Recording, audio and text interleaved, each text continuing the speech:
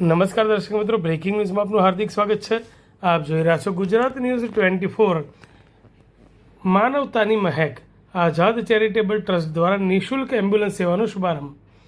જાફરાબાદના પીપળી કાંઠા વિસ્તારમાં બજરંગદાસ બાપુની મડુલી પાસે આવેલ આઝાદ ચેરિટેબલ ટ્રસ્ટ ઓફિસ ખાતે સગર્ભા મહિલાઓ માટે નિઃશુલ્ક આપાતકાલીન એમ્બ્યુલન્સ સેવાનું લોકાર્પણ કરવામાં આવ્યું।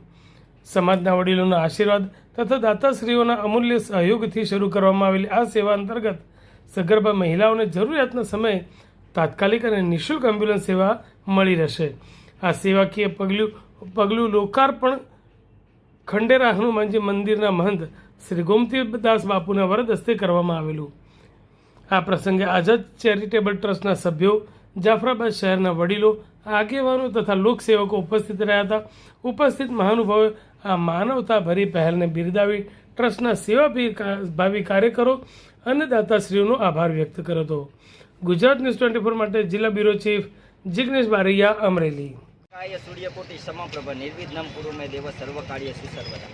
તો આજે જાફરાબાદમાં આવેલું આઝાદ ચેરિટેબલ ટ્રસ્ટ દ્વારા એક નવી પહેલ શરૂ કરવામાં આવી છે, જે સમાજના તમામ દાતાઓ, પ્રમુખશ્રીઓ અને સમાજના દરેક નાનામાં નાના વર્ગની જે મહેનત થકી અને સાથે સાથે આઝાદ ગ્રુપના તમામ સભ્યોએ એક ધન એકઠું કરી અને એક નવી પહેલ શરૂ કરી છે, જે ગર્ભવતી મહિલાઓ માટે ફ્રી એમ્બ્યુલન્સનું એ લોકોએ આયોજન કરેલું છે।